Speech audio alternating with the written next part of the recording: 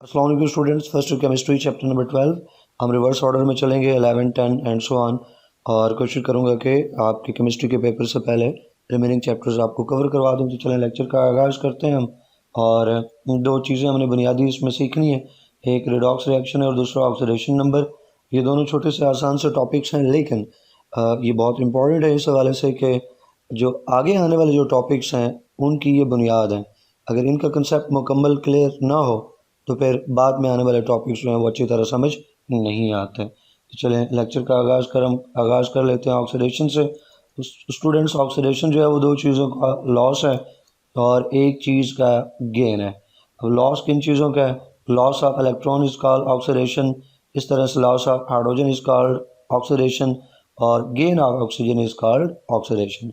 अब इलेक्ट्रॉन्स और हाइड्रोजन की बात जहाँ पे भी होती है एक ही जैसी होती है। जहाँ हाइड्रोजन का गेन है वहाँ इलेक्ट्रॉन का गेन है, जहाँ हाइड्रोजन का लॉस है वहाँ इलेक्ट्रॉन का लॉस है।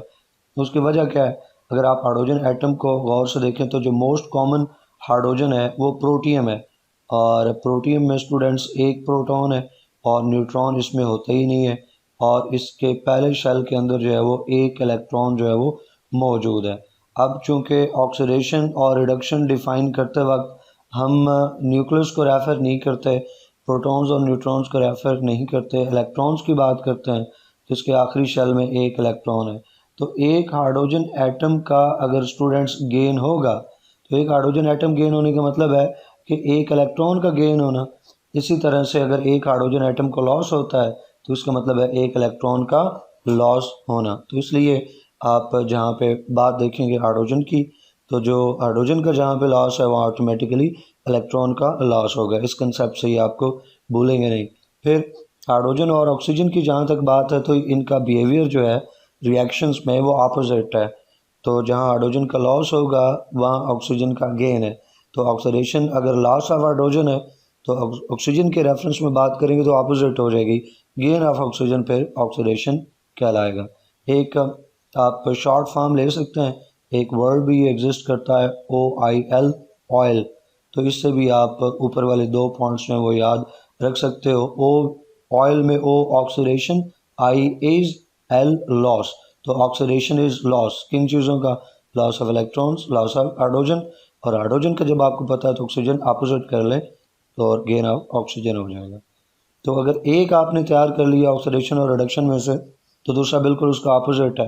तो रिडक्शन को क्विकली देखें तो दो चीज़ों का गेन है, गेन ऑफ हाइड्रोजन तो ऑटोमेटिकली गेन ऑफ इलेक्ट्रॉन भी होगा, और हाइड्रोजन और ऑक्सीजन की बात अपोजिट है, गेन ऑफ हाइड्रोजन अगर रिडक्शन है तो लॉस ऑफ ऑक्सीजन रिडक्शन होगा।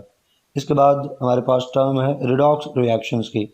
अब जो रिडॉक्स का वर्ड है ये दो वर्ड्स का कम्बिनेशन है, एक रिडक्शन और दूसरा ऑक्सीडेशन।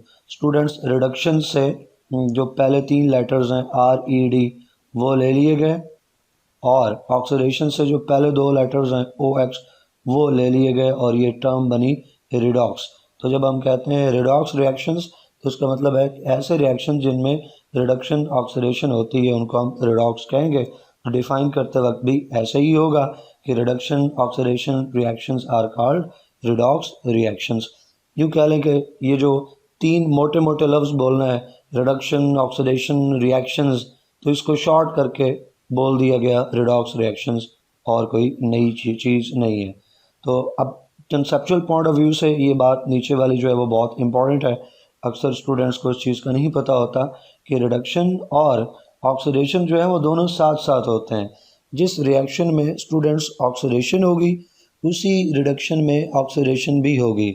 ऐसा हो ही नहीं सकता कि एक रिएक्शन में सिर्फ ऑक्सीडेशन हो रही हो रिडक्शन ना हो, या एक में सिर्फ रिडक्शन हो रही हो ऑक्सीडेशन ना हो। ये दोनों साथ साथ होते हैं। अगला पॉइंट भी मैंने यही लिखा कि जहाँ स्टूडेंट्स रिडक्शन होगी वहाँ लाजमी किसी सब्सटेंस की ऑक्सीडेशन भी होगी, दोनों साथ साथ चलते हैं। ये अलग बात है कि किसी रिएक्शन में ऑक्सीडेशन ज़्यादा इम्पॉर्टेंट होती है तो किसी में ऑक्सीडेशन ज़्यादा इम्पॉर्टेंट, तो किसी में रिडक्शन ज़्यादा इम्पॉर्टेंट। मिसाल के तौर पे फोटोसिंथेसिस एक रिएक्शन है जो बायो के स्टूडेंट्स वो जानते हैं, बाकियों ने भी नाम सुन रखा है। अब फोटोसिंथेसिस को आमतौर पे हम कहते हैं कि ये रिडक्शन रिएक्शन है, लेकिन इसका मतलब ये नहीं है कि फोटोसिंथेसिस में किसी की ऑक्सीडेशन नहीं होती। होती है फोटोसिंथेसिस में, ऑक्सीडेशन भी होती है, लेकिन फोटोसिंथेसिस के रिएक्शन में चूंकि रिडक्शन वाला पार्ट ज़्यादा सिग्निफिकेंट है आउटपुट के हवाले से, लिहाजा हम उसको कह देते हैं कि वो मेनली रिडक्शन रिएक्शन है। इसी तरह रेस्पायरेशन की बात की जाए, जो एनर्जी प्रोड्यूस करने वाला प्रोसेस है, अब उसको हम ऑक्सीडेशन प्रोसेस कहते हैं, ऑक्सीडेशन रिएक्शन कहते हैं। अब इसका मतलब ये नहीं है कि रेस्पायरेशन में सिर्फ ऑक्सीडेशन ही होती है और किसी चीज़ की रिडक्शन नहीं होती, रिडक्शन भी होती है, लेकिन ये जो रिडक्शन जो प्रोसेस है रेस्पायरेशन का, इसमें चूँकि ऑक्सीडेशन वाला पार्ट ज़्यादा सिग्निफिकेंट है आउटपुट के हवाले से, लिहाजा हम जो रेस्पायरेशन है उसको ऑक्सीडेशन रिएक्शन का नाम दे देते हैं। लेकिन कंसेप्ट याद रहे कि जहाँ रिडक्शन होगी वहाँ लास्ट में किसी दूसरे सब्सटेंस की रिडक्शन भी हो रही होगी। एग्जाम्पल देख लीजिए, ये एक इक्वेशन है आपके सामने, आपकी बुक से ही ली गई। यहाँ स्टूडेंट्स जिंक जो है वो सॉलिड है और एक एक्वस सोल्यूशन है, वहाँ कॉपर के आयंस मौजूद हैं। तो जब आप उस एक्वस सोल्यूशन में जहाँ कॉपर के आयंस मौजूद हैं वहाँ जिंक मेटल को डालेंगे तो नतीजा ये निकलेगा कि जिंक चूँकि ज़्यादा रिएक्टिव है तो अपने इलेक्ट्रॉन लूज़ कर देगी। जिंक और कॉपर की रिएक्टिविटी को देखें ना, तो जिंक जो है वो ज़्यादा रिएक्टिव है तो जिंक जो है वो अपने इलेक्ट्रॉन्स जो है वो कॉपर आयंस को दे देगी। नतीजा क्या निकलेगा, जिंक ने अपने 2 इलेक्ट्रॉन लूज़ किए तो जिंक के ऊपर पॉजिटिव 2 चार्ज आ गया और कॉपर आयन ने वो 2 इलेक्ट्रॉन गेन कर लिए तो कॉपर जो है वो सॉलिड एटम में या सॉलिड फॉर्म में कन्वर्ट हो गया, एटॉमिक फॉर्म में कन्वर्ट हो गया, आयन से एटॉमिक फॉर्म में। तो अब यहाँ पे आप देख सकते हो कि जिंक जो है वो 2 इलेक्ट्रॉन्स लूज़ कर रहा है। अगर आप एरो से पहले और एरो के बाद जिंक को कंपेयर करो तो एरो से पहले जिंक के ऊपर कोई चार्ज नहीं है। अब हमें कैसे पता चलेगा कि इसके ऊपर कोई चार्ज नहीं? चले मैं इसको थोड़ा साफ कर दूं। अब आप गौर करें जिंक को, हमें कैसे पता चल रहा है कि जिंक के ऊपर कोई चार्ज नहीं? चलो राइट साइड पे तो नज़र आ रहा है जिंक के ऊपर +2 लिखा है, लेफ्ट पे हम कैसे कह सकते हैं जिंक पे कोई चार्ज नहीं? क्योंकि अगर स्टूडेंट्स ना लिखा हो ना तो 0 चार्ज होता है। अगर आप लिखना चाहें तो इसके ऊपर 0 लिख सकते हैं। याद रखिएगा, जो एटम्स हैं या जो मॉलिक्यूल्स हैं, कंपाउंड्स हैं, उनके सिंबल्स या फार्मूला के ऊपर अगर अब चार्ज नहीं लिखा हुआ, खाली जैसे यहाँ पे जिंक है, तो उसका मतलब है वो न्यूट्रल है। चाहे तो आप ऊपर 0 लिख लें, आपकी मर्जी है। तो जिंक जो है वो लेफ्ट हैंड साइड पे न्यूट्रल है, उस पर कोई चार्ज नहीं है। राइट हैंड साइड पे नज़र आ रहा है उसके ऊपर +2 चार्ज है। इसका मतलब है कि जिंक ने इस पूरे प्रोसेस में इलेक्ट्रॉन्स लूज़ किए हैं, क्योंकि पॉजिटिव चार्ज तब आता है जब कोई सब्सटेंस इलेक्ट्रॉन लूज़ करे। और अगर आप कॉपर को देखें तो लेफ्ट हैंड साइड पे कॉपर जो है वो आयोनिक फॉर्म में मौजूद है, उसके ऊपर +2 चार्ज है, और राइट हैंड साइड पे कॉपर पे चार्ज नहीं है, 0 चार्ज है। तो इसका मतलब है कि इसने 2 इलेक्ट्रॉन्स गेन किए, क्योंकि पहले इसने 2 इलेक्ट्रॉन लूज़ कर रखे थे, तभी तो इसके ऊपर +2 चार्ज था। जब वो उसको 2 इलेक्ट्रॉन कहीं से मिल गए हैं तो वो उसका पॉजिटिव 2 चार्ज जो है वो ख़त्म हो गया है और ये वापस न्यूट्रल स्टेट में चला गया है। तो कॉपर ने चूँकि इलेक्ट्रॉन गेन किए तो इसकी स्टूडेंट्स रिडक्शन हुई। जिंक ने चूँकि इलेक्ट्रॉन्स जो हैं वो लूज़ किए हैं, लिहाजा इसकी ऑक्सीडेशन हुई। अब इसी इक्वेशन को, ये रिडॉक्स रिएक्शन है ना जिसको अभी हमने डिस्कस किया है, ये जो इक्वेशन हम देख रहे हैं ये एक रिडॉक्स रिएक्शन है। अब इसके 2 हिस्से हम कर सकते हैं स्टूडेंट्स रिडॉक्स रिएक्शन। एक ऑक्सीडेशन हाफ कहलाता है और एक जो है वो रिडक्शन हाफ कहलाता है। यानी ऊपर एक इक्वेशन बनी है जिसमें ऑक्सीडेशन और रिडक्शन दोनों को शो किया गया है। अगर आप इनको अलग कर लें, ऑक्सीडेशन वाले हिस्से को अलग शो कर दें और रिडक्शन वाले हिस्से को अलग से शो कर दें, तो ऑक्सीडेशन वाला हिस्सा ऑक्सीडेशन हाफ कहलाएगा, रिडक्शन वाला हिस्सा रिडक्शन हाफ कहलाएगा। यहाँ पे देखें कि जो जिंक वाला पार्ट था उसको यहाँ पे अलग कर दिया, लेफ्ट हैंड साइड से जिंक ले लिया और राइट हैंड साइड से भी जिंक ले लिया और एरो की मदद से इनको अलग कर लिया। और यहाँ पे आप देख लो कि नज़र आ रहा है कि जिंक ने जो है वो 2 इलेक्ट्रॉन्स अपने लूज़ किए, शो करवाया हमने कि जिंक लेफ्ट हैंड साइड पे न्यूट्रल फॉर्म में, राइट हैंड साइड पे उसके ऊपर +2 चार्ज आया है। तो रीज़न कि उसने 2 इलेक्ट्रॉन्स लूज़ किए हैं। तो ये 2e जो है वो 2 इलेक्ट्रॉन्स के लिए, और e के ऊपर जो माइनस का साइन मौजूद है वो इलेक्ट्रॉन के चार्ज को इंडिकेट करता है, क्योंकि इलेक्ट्रॉन्स नेगेटिवली चार्ज होते हैं। अब जहाँ तक रिडक्शन हाफ है तो नीचे वाला जो पार्ट है वो रिडक्शन को, यानी कॉपर जो है वो रिड्यूस हो रहा है, तो कॉपर जो है वो ले लें लेफ्ट हैंड साइड पे, उसकी राइट हैंड साइड ले लें, बीच में एरो आ जाएगा और इलेक्ट्रॉन्स शो कर दें। इधर जो इलेक्ट्रॉन्स 2 लूज़ हुए हैं और इस तरफ वो गेन कर लेंगे, तो कॉपर जो है वो रिड्यूस हो जाएगा।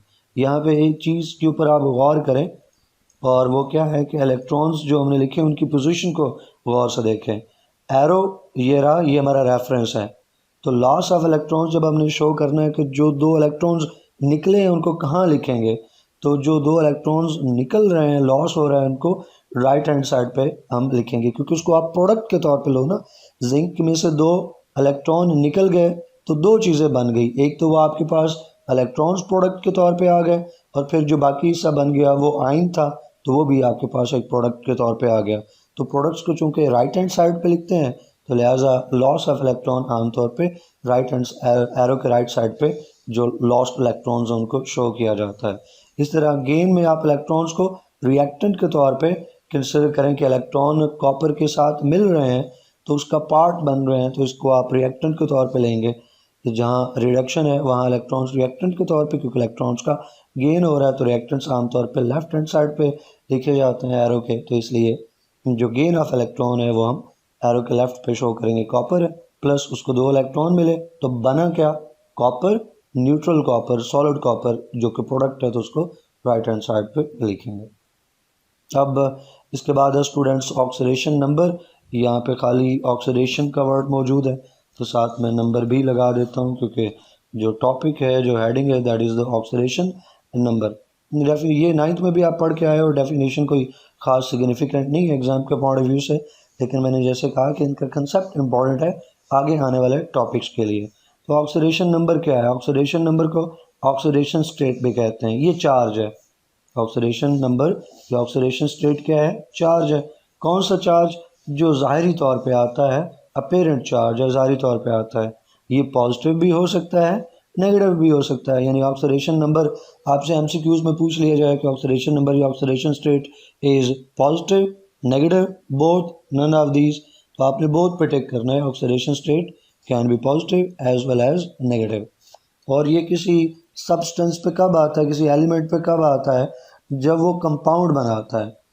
किसी कंपाउंड में जब एलिमेंट्स, डिफरेंट एलिमेंट्स आपस में कंबाइन होते हैं केमिकली, तो कंपाउंड बनाते हैं।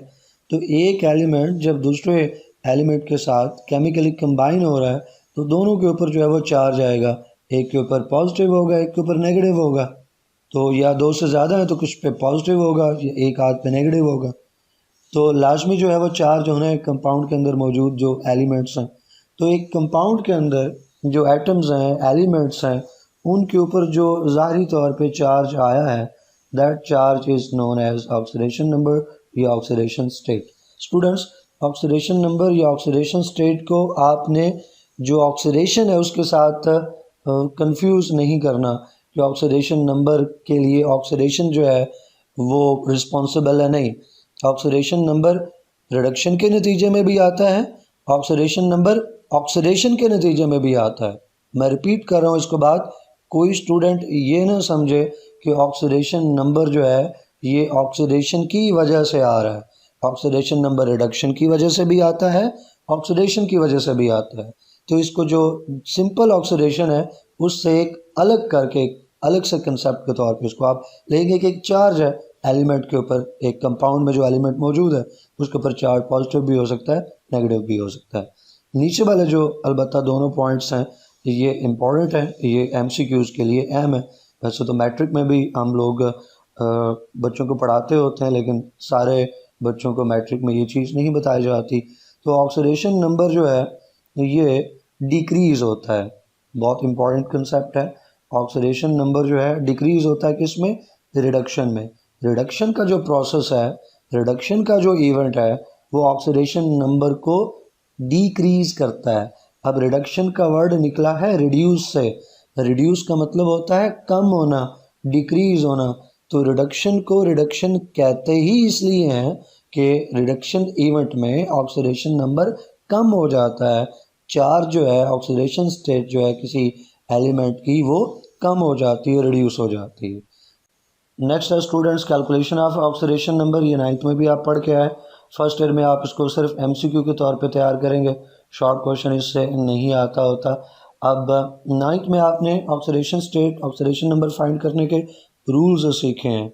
तो यहाँ पे फर्स्ट ईयर में वही बच्चा ऑक्सीडेशन नंबर फाइंड कर सकेगा जिसको वो रूल्स याद हो, या जिसको पीरियोडिक टेबल के जो नॉर्मल ग्रुप्स हैं वो ज़ुबानी आते हों 1A से लेके 8A तक, और साथ ये भी पता हो कि कौन सा ग्रुप है जिसके एलिमेंट्स इलेक्ट्रॉन लूज़ करते हैं, कितने लूज़ करते हैं, और किस ग्रुप के एलिमेंट्स जो हैं वो इलेक्ट्रॉन गेन करते हैं और कितने गेन करते हैं।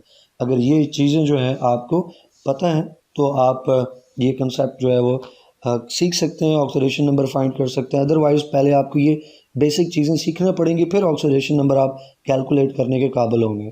तो अगर आप में से किसी को ये बेसिक कंसेप्ट नहीं पता ग्रुप्स वाले और रूल्स याद नहीं है तो कमेंट सेक्शन में वो कमेंट करें, ताकि ज़्यादा बच्चे हों तो फिर मैं एक सेपरेट वीडियो बना दूँ। अगर एक दो बच्चों का मसला है तो फिर व्हाट्सएप पे मुझसे रब्ता कर सकते हैं। पहली जो एग्जांपल है वो पोटाशियम पर मैंगनेट की है, जिसमें हमने मैंगनीज़ का ऑक्सीडेशन नंबर फाइंड करना है। तो मैं आपको बता देता हूँ, चलें यहाँ साथ एक दो रूल्स कि पहला रूल ये है कि जो कंपाउंड होता है ना स्टूडेंट्स, एक कंपाउंड है वो पूरा कंपाउंड, उस पर कोई चार्ज नहीं होता, कंपाउंड जो है वो न्यूट्रल होता है। दूसरा कंसेप्ट ये है कि कंपाउंड न्यूट्रल कैसे हुआ पूरे कंपाउंड पे, जब कंपाउंड में मौजूद पोटाशियम पे चार्ज है, मैंगनीज पे चार्ज है, ऑक्सीजन पे चार्ज है, तो फिर पूरा कंपाउंड कैसे न्यूट्रल हो गया। तो इसका कंसेप्ट ये है, रूल ये है कि इन सब के चार्जेस को हम ऐड करें ना, पोटाशियम, मैंगनीज और 4 ऑक्सीजन एटम्स, इन सब के चार्जेस को ऐड करें तो इनका सम जो है that must be equal to 0। जो कंपाउंड होता है वो इसलिए न्यूट्रल होता है कि उसमें मौजूद तमाम जो एटम्स हैं या एलिमेंट्स हैं उनके चार्जेस का सम 0 आता है। कंपाउंड्स में एलिमेंट्स रिएक्ट ही इस पैटर्न पे करते हैं। अब ऑक्सीजन यहाँ पे 4 है, पोटाशियम 1 है, मैंगनीज 1 है। इसके पीछे भी बेसिक जो लॉजिक है, रीज़न है, वो यही है। अगर एडवांस में जाएं तो एक दो और बातें भी निकल आएंगी, लेकिन बेसिक लॉजिक यही है ताकि इस पूरे कंपाउंड को जो है वो न्यूट्रल रखा जा सके। तो इसलिए पोटाशियम, मैग्नीशियम और ऑक्सीजन के ये रिलेटिव नंबर मौजूद हैं। अब पोटाशियम पर मैग्नेट में तो थोड़ी सी कम्प्लेक्स बात है, मैं यही बात आपको सोडियम क्लोराइड की एग्जांपल दे के समझा देता हूँ। अब सोडियम क्लोराइड में सोडियम 1 है, क्लोरीन उसके साथ, सोडियम के साथ एक क्लोराइड का आयन मौजूद है, ये क्लोरीन एटम मौजूद है। एक क्यों है, 2 क्यों नहीं, 3 क्यों नहीं, 4 क्यों नहीं, 5 क्यों नहीं, ज़्यादा क्यों नहीं? उसकी वजह यह है कि सोडियम के ऊपर हमेशा चार्ज जो है +1 होता है और क्लोरीन के ऊपर हमेशा चार्ज जो है -1 होता है। तो एटम्स आपस में इस तरह जुड़ते हैं, कंबाइन होते हैं कि उनका नेट रिजल्ट जो है वो 0 है, चार्जेस का नेट रिजल्ट 0 है। तो +1 के लिए -1, +1 के लिए -1 ही अगर हो तो नेट रिजल्ट जो है वो 0 आएगा। और एक क्लोरीन के ऊपर जो कि -1 मौजूद है, तो एक सोडियम के लिए एक क्लोरीन काफ़ी है सोडियम के चार्ज को, सोडियम के टोटल चार्ज को नलीफाई करने के लिए या उसको नेट 0 पे लाने के लिए। तो अब ये हो गया बेसिक रूल। जो पोटाशियम परमैंगनेट में हमने मैंगनीज का ऑक्सीडेशन नंबर फाइंड करना है, तो बाकी सब का जो ऑक्सीडेशन नंबर है वो हमें पता होना चाहिए, बाकी तमाम की ऑक्सीडेशन स्टेट नोन होनी चाहिए। पोटाशियम ग्रुप 1 का मेंबर है, अल्कली मेटल्स का में से है, और अल्कली मेटल्स हमेशा एक इलेक्ट्रॉन लूज करती हैं और उनके ऊपर जो है वो +1 चार्ज आता है, अगरचे कहीं कहीं एक्सेप्शंस भी मौजूद हैं। जनरली आप इसको यूं ही याद रखें कि अल्कली मेटल्स के ऊपर +1 चार्ज आता है। तो पोटाशियम जो है वो +1 हो गया। ऑक्सीडेशन नंबर ऑफ ऑक्सीजन, तो ऑक्सीजन जो है वो अगर मेटल्स के साथ जुड़ी हो तो अक्सर जो है वो ऑक्सीजन के ऊपर most of the time you कह लें मोर देन 90% चांसेस में ये कंपाउंड्स में ऑक्सीजन के ऊपर जो है वो चार्ज -2 होता है। जी आप याद रख सकते हो, तो यहाँ पे भी इसका चार्ज जो है -2 है। ऑक्सीडेशन स्टेट ऑफ मैंगनीज हमने फाइंड करनी है, तो X कह लो। अभी एक हमने कंसेप्ट सीखा कि कंपाउंड जो है ओवरऑल न्यूट्रल है, और अगर उसमें मौजूद तमाम एटम्स के तमाम चार्जेस को ऐड करें तो नेट रिजल्ट 0 आना चाहिए। तो एक ही पोटाशियम है उसका चार्ज प्लस मैंगनीज एक ही है उसका चार्ज प्लस 4 ऑक्सीजन एटम्स हैं उनका टोटल चार्ज, नेट रिजल्ट क्या होना चाहिए, नेट रिजल्ट 0 होना चाहिए। अब आप सिर्फ नीचे वैल्यूज़ पुट कर दो। पोटाशियम की ऑक्सीडेशन स्टेट +1, मैंगनीज की हमने फाइंड करनी है X, फिर 4 ऑक्सीजन एटम है तो बाहर आ गया 4, और ब्रैकेट में वैल्यू पुट की है क्योंकि जो माइनस का चार्ज होता है उसको आप कोशिश करेंगे पहले ब्रैकेट में आप पुट करें ताकि कोई कन्फ्यूजन ना हो। तो -2 जो है वो पुट कर दिया और बाहर जो है वो 4 ऑक्सीजन एटम्स हैं तो 4 से मल्टीप्लाई करना है टोटल चार्ज निकालने के लिए। अब कंसेप्ट ये है कि कंपाउंड में इन सब एटम्स के चार्जेस को ऐड करें तो नेट रिजल्ट ज़ीरो आना चाहिए, तो इक्वल टू ज़ीरो कर लिया। अब ये चौथी पाँचवीं का अलजेब्रा है, बेसिक इक्वेशन है, सॉल्व कर लें। तो यहाँ पहले इनको मल्टीप्लाई करें तो ये -8 हो गया, और -8 को प्लस से मल्टीप्लाई करें तो फिर -8, और इधर ये +1 और -8 को सॉल्व करें तो 8 में से 1 निकाल देंगे तो -7 आपके पास बच जाएगा। अब इस -7 को इक्वेशन की दूसरी तरफ लेके जाएं तो ये +7 हो जाएगा। तो जो ऑक्सीडेशन स्टेट है, ऑक्सीडेशन नंबर है मैंगनीज का, वो +7 है। एक और एग्जांपल देख लें students, that is the potassium dichromate K2Cr2O7।